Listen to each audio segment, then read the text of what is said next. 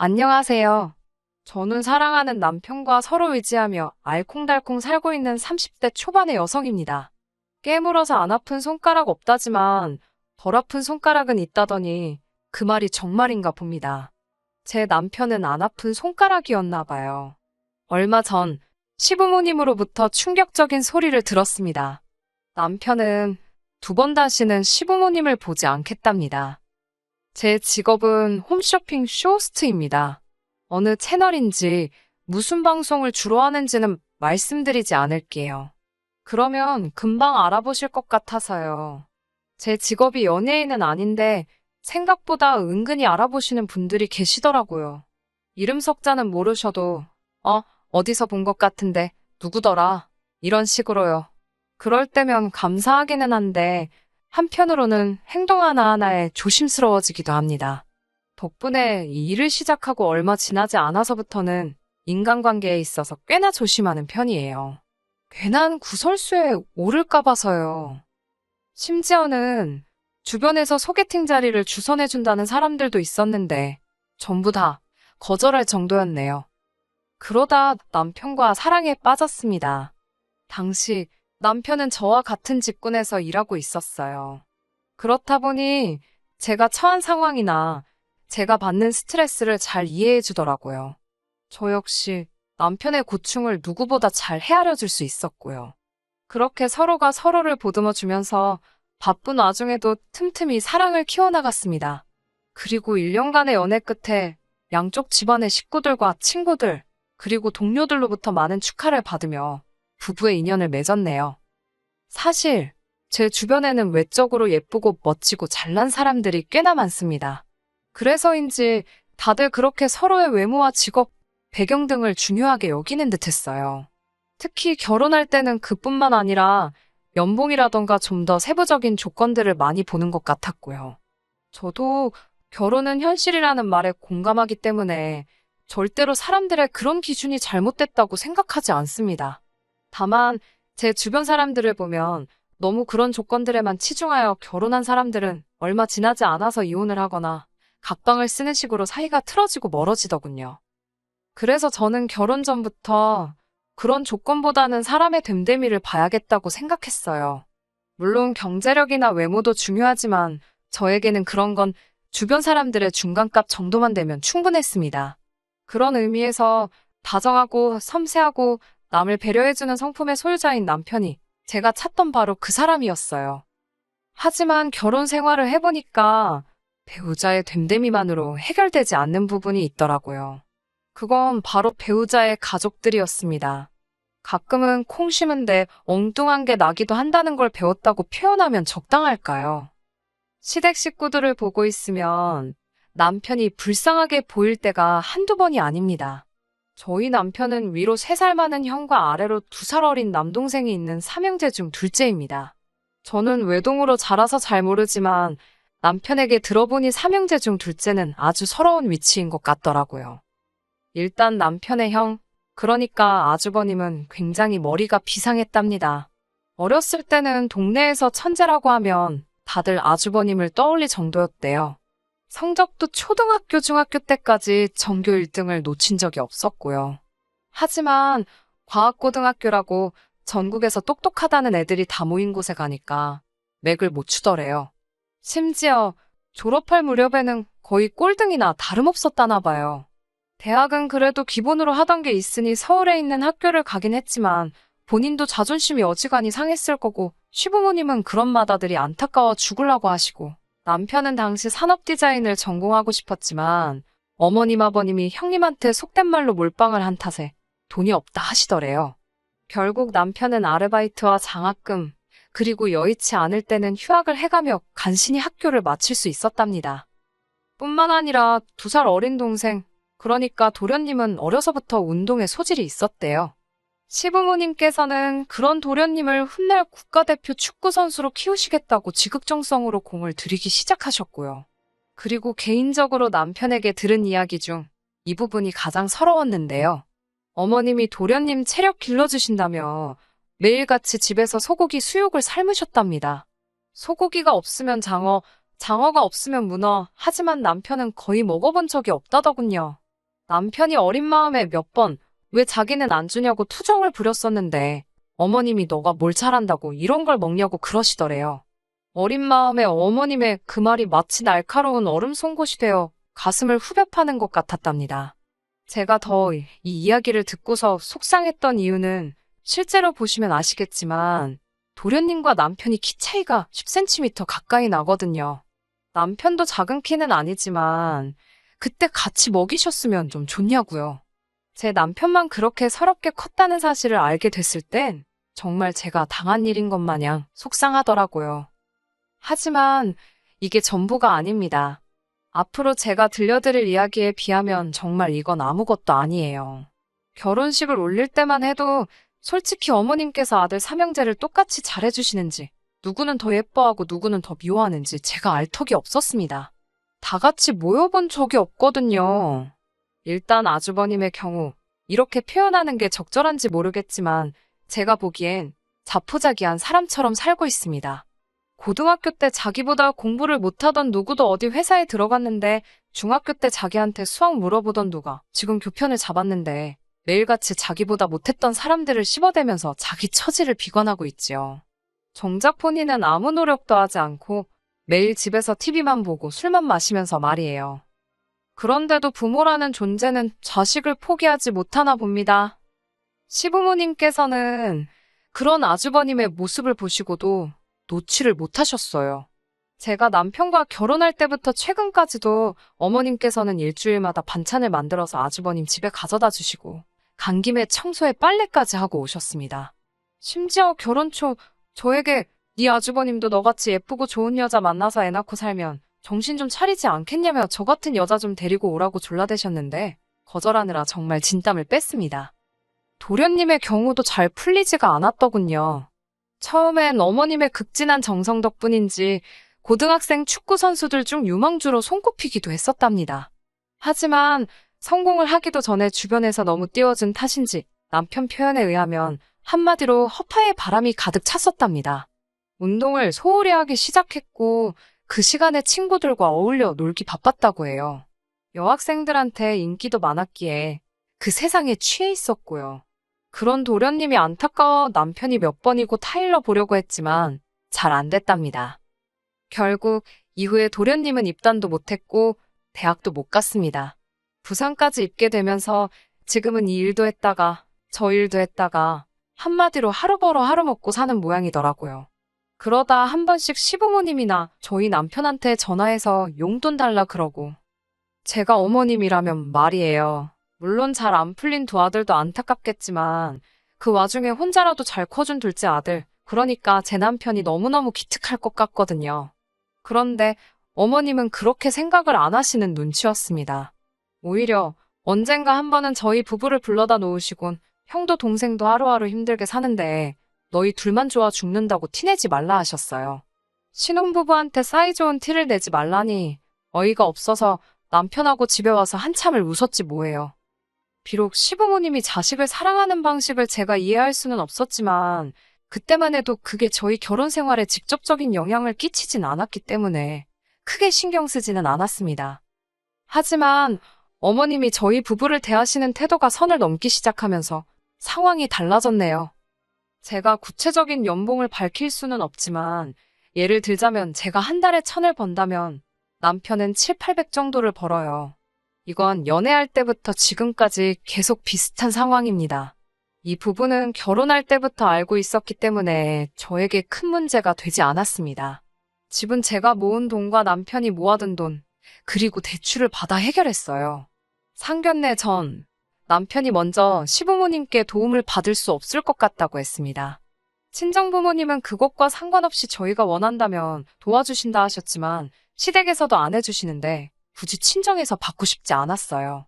게다가 저희 둘 다 집에서 보내는 시간이 많을 것 같지 않았기 때문에 방 하나짜리 오피스텔에서 시작해도 괜찮겠다 싶었고요. 비록 양쪽 집으로부터 아무 지원도 받지 않았지만 그래도 식을 올린 이후로 매달 50만 원씩 용돈으로 보내드렸습니다. 많은 금액도 아니고 저희에게 부담되는 금액도 아니었어요. 당연히 생색을 낼 생각도 없었습니다. 하지만 보내드린 지 딱 1년이 지났을 때였어요. 어머님께서 물가도 올랐는데 용돈은 안 올려주시냐 하시더군요. 물가 10%씩 오르고 그런 것도 아닌데 용돈을 얼마나 올려달라는 말씀인가 싶더라고요. 애들 장난도 아니고 1, 2만 원 올려달라고 하신 소리는 아니셨을 테니까요.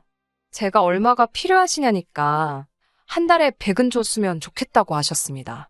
아이도 없고 둘이 맞벌이니 양쪽에 100씩 드린다고 해서 뭐 당장 어떻게 될 일은 없었지만 어머님이 너무 당당하게 요구하시니까 그것도 썩 기분이 좋지는 않더군요. 제가 100은 무리고 70으로 올려드리겠다고 했습니다. 어머님은 쓰는 김에 더 쓰지 그런다며 70을 누구 코에 붙이냐입니다. 그러면서 절 보더니 맨날 손톱하고 머리하고 그럴 돈은 있고 시애미한테 줄 수 있는 돈은 없냐고 빈정거리시더군요.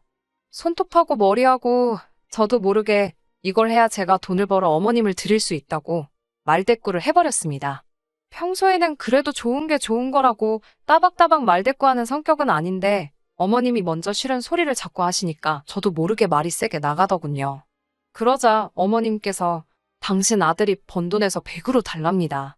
아드님이 얼마를 번다고 생각하시고 그런 소리를 하시는 건지 어이가 없더라고요.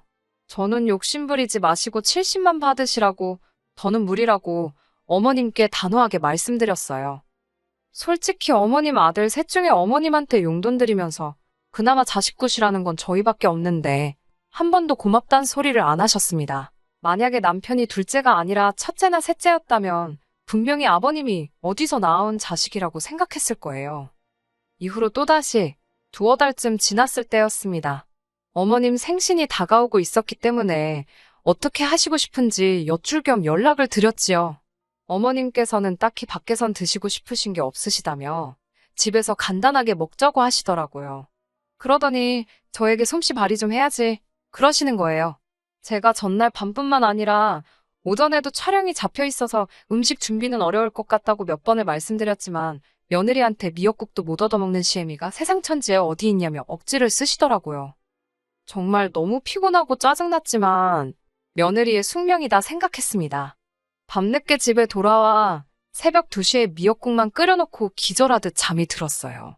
이튿날 미역국은 남편이 챙기기로 했고 저는 방송이 끝나는 대로 시댁으로 가기로 했지요. 원래는 백화점에서 음식을 좀 사가려고 했는데 그나마도 시간이 여의치 않아서 급한 대로 홈쇼핑에서 팔던 음식들 중 평이 괜찮았던 것들로 몇 개 챙겨서 시댁으로 향했습니다. 시댁에 도착해 시간을 보니 그래도 늦지는 않았더군요. 벨을 누르니 제 남편이 나와서 문을 열어주는데 남편이 앞치마를 입고 있었습니다. 사실 어머님 생신이니까 당연히 아들인 남편이 앞치마 입을 수 있고 음식도 하는 게 맞지요. 그런데 가만히 상황을 보니까 제 남편만 부엌에서 밥을 하고 있고 다른 가족들은 다 같이 거실에 모여 하하호 TV를 보고 있었습니다. 그 광경을 보고 있자니 속에서 부하가 치밀더라고요. 착해 빠진 건지 남편이 한다는 말이 혹시나 해서 밥통을 열어보니 밥도 하나도 없길래 자기가 밥은 일단 했답니다. 미역국도 잘 챙겨왔더라고요. 그때 거실에서 다시 아주버님과 도련님의 웃음소리가 들렸습니다. 도저히 분을 참지 못한 제가 거실로 나가 한마디 했어요. 여기 어머님 아들은 저희 남편뿐이냐고요. 그러자 두 형제가 한다는 소리가 자기들은 해본 적이 없답니다. 제가 둘 다 나가 산 지가 몇 년인데 밥 한 번 안 해본 게 자랑이냐고 쏴붙여버렸어요. 어머님이 저에게 한마디 하시려는 찰나 제가 먼저 이제 두 분한테 밥하는 거 정도는 가르치셔야 되지 않겠냐고 쏴붙였어요. 이래서 어떤 여자가 시집 오겠냐고요. 다 차려진 생일상을 보시더니 어머님께선 겨우 하신다는 소리가 정성이 없답니다. 며느리한테 이런 생일상 받는 시애미는 당신밖에 없을 거라고 밥 한 술에 한숨 한 번이었어요. 분명히 못한다고 했는데 억지로 시키시곤 있는 대로 깎아내리시니 저도 밥맛이 뚝 떨어지더라고요. 그런 와중에도 아주버님하고 도련님은 개의치 않고 밥만 잘 먹대요. 오직 제 남편만 어머님 기분을 살피느라고 그러지 말고 이것도 드셔보셔라, 저것도 드셔보셔라 권하고 있었습니다. 집에 갈 때쯤 어머님이 부엌에서 아주버님과 도련님한테 뭘 좀 챙겨주시는 것 같았습니다. 전 별 관심도 없었고 딱히 궁금하지도 않더라고요. 그때 남편이 저희 건 없냐며 어머님께 물어봤어요. 어머님이 살짝 당황하신 눈치였어요. 남편한테 제가 그냥 가자고 했는데 남편은 고집을 피우더라고요. 그러자 어머님은 티나게 못마땅한 티를 내시며 너도 가져가라며 작은 반찬통 하나를 주셨습니다. 남편이 아주버님과 도련님 걸 보더니 바뀐 거 아니냐고 물었어요. 우리는 두 식구고 저쪽은 혼자인데 어째서 저쪽 반찬통이 훨씬 크냐고요. 그러자 어머님께선 너네 입이 짧지 않냐면서 우물쭈물 말끝을 흐리셨어요. 딱 봐도 저희한테는 주시려던 생각이 없으셨던 거지요. 저는 남편을 쿡 찌르며 그만하고 가자고 했습니다. 남편 표정이 영 좋지 않았어요. 집으로 돌아와 어머님이 챙겨주신 반찬통을 열었습니다. 저도 남편도 솔직히 너무 실망하고 말았어요. 차라리 안 가져오느니만 못한 상황이었거든요. 드시던 거였어요. 하얀 콩나물이었는데 어떻게 드신 건지 한쪽에만 벌겋게 고추장 같은 게 묻어 있더라고요. 누가 봐도 이건 통째로 열어놓고 드시던 반찬통이었습니다. 저보다도 남편이 먼저 열받은 티가 확 나더라고요. 어찌나 표정이 살벌하던지 제가 다 무서울 지경이었습니다. 저도 모르게 어머님이 착각하시고 잘못 주신 것 같다고 어머님을 두둔하게 될 정도로요. 그리고 이튿날 남편은 평소보다 훨씬 이른 아침에 지난밤 시댁에서 가져온 문제의 반찬통을 가지고 집을 나섰습니다. 얼마 뒤 돌아온 남편에게 반찬은 어쨌냐니까 어머님 현관 앞에 던져놨답니다. 사진도 찍어왔는데 가관이더라고요. 제가 미쳤냐니까 안 미쳐서 이 정도였다며 다시 침대에 올라가 아무 일도 없었다는 듯이 자는 남편이었습니다. 몇 시간 뒤 어머님께서 뭐 하자는 거냐고 연락을 해오셨습니다. 이미 관리사무소에서 남편이 그런 걸 다 확인한 참이라며 왜 그런 짓을 했냐고 물으시더군요. 저는 반찬통이 드시던 거던데 왜 그런 걸 주셨냐고 단도직입적으로 물었습니다. 어머님께선 미안하다는 말은커녕 준다고 안 했는데 갑자기 달라니까 그런 걸 주셨답니다. 아무렇지도 않다는 듯 말씀하시는 어머님 반응에 저도 좀 충격을 받았습니다. 그 이후로 한 3-4달 동안 어머님께 종종 연락이 왔지만 남편도 저도 거의 받지 않았어요. 받아봤자 좋은 소리 들을 것 같지도 않았고 무엇보다 남편이 원하지 않았거든요. 그리고 얼마 전 저와 남편이 결단을 내리게 된 결정적인 사건이 있었습니다. 아버님께서 당신이 사시는 집이 전세 계약이 끝났는데 그 건으로 저희와 긴히 상의할 것이 있다며 저희를 집으로 부르셨습니다. 아무래도 어머님과 남편의 사이가 냉전 중임을 아시고는 당신이 직접 연락을 하신 것 같았기에 차마 못 간다 소리를 할 수가 없었어요. 어머님 아버님이 사시는 집은 20평대 아파트로 서울 외곽에 위치하고 있었습니다. 그렇다고 시부모님이 아예 돈이 없으신 분들은 아니고 제가 알기로는 지방 어디에 땅을 제법 가지고 있다 들었습니다. 다만 그쪽에 개발 호재라던가 뭐 그럴듯한 소위 뉴스거리가 전혀 없어서 굳이 팔 이유도 살 이유도 없는 그런 땅이었어요. 그래도 어머님 아버님은 언젠가 좋은 소식이 있을 거라고 믿고 계셨지만요. 아무튼 어머님께선 평생을 지겹게 자식들 뒷바라지만 하면서 이 코딱지만한 집구석에서 살았더니 이제는 이골이 나신다면서 최소한 방 4개는 있는 큰 집으로 이사를 가고 싶다고 하셨습니다. 그러면 자식들이 부부싸움이나 어떤 일로 서럽고 집에서 나오고 싶을 때 당신들 집으로 올 수 있지 않겠냐면서요. 남편은 아무 말 없이 듣고 있었고 저는 며느리로서 적당히 그럴듯하게 네, 정말요? 와, 같은 호응만 해드리고 있었어요. 물론 속으로는 부부싸움하고 자기 부모한테 가는 남자가 몇이나 있을까? 그런 생각을 하고 있었지만요. 그때 아버님께서 받으신 집을 핸드폰으로 보여주시면서 땅을 담보로 일단 대출을 받을 생각이라고 하셨습니다. 그리고 부족한 부분은 저희더러 대출을 받아달라 하시더군요. 제가 깜짝 놀라서 그걸 저희가 왜 대출을 받냐고 하니 너희도 부부싸움하게 되면 둘 중에 한 사람이 와서 쉬면 되지 않냐는 겁니다. 제가 너무 어이가 없어서 비어져 나오는 웃음을 간신히 참으며 어머님께 어떤 며느리가 부부싸움하고 시댁에 가서 쉬냐고 물었어요. 부부싸움하고 친정을 가면 갔지 시댁에 왜 가느냐고요. 그러자 어머님께선 제 남편을 바라보시며 너가 와도 되지 않냐고 하시더군요. 그러자 남편도 어머님을 쳐다보며 오면 반갑게 맞아주기는 할 거냐고 묻더군요. 그런데 남편의 말에는 날이 잔뜩 서 있어서 서늘하기까지 했습니다. 죄송하지만 이유가 어찌됐건 저희는 대출을 못 받아들인다고 확실히 선을 그었습니다. 그러자 두 분은 저희 남편을 바라보면서 자식 새끼 키워봤자 하나 소용없다십니다. 순간 아주버님하고 도련님도 대출받아서 보태는지 궁금해지더군요. 어머님께 두 사람에게도 물어보셨냐 하니까 둘은 결혼을 안 했으니 부부싸움할 일이 없는데 뭐하러 대출을 받냐고 그러시대요. 당신들이 큰 집으로 이사를 가는 이유 중 하나는 너희들이 쉴 곳이 없을 때 쉬러 오라는 뜻인데 혼자 사는 애들이 집에서 쉬지 뭐하러 여길 오냐면서요. 그런 애들한테 대출을 받으라는 건 말이 안 된답니다. 하지만 저희는 결혼한 부부인 만큼 사올 확률이 높고 그러면 저희 둘 중 한 명은 무조건 집에서 나오고 싶어질 텐데 그때 시댁에 오면 되니까 대출을 받으라는 말도 안 되는 어머님 아버님의 무논리였어요. 어머님은 대출 받는 게 부담스러워서 그러는 거면 당신들이 대출을 좀 더 받을 테니 매달 원금하고 이자 얼마씩 어머님 통장으로 이체를 하랍니다. 그것도 좋은 생각인 것 같다면서요. 대신 밀리면 절대로 안 된다고 신신당부를 하시더라고요. 저희는 계속해서 싫다고 안 된다고 하는데 어머님은 저희 의견을 전혀 들으시려 하지 않으셨습니다.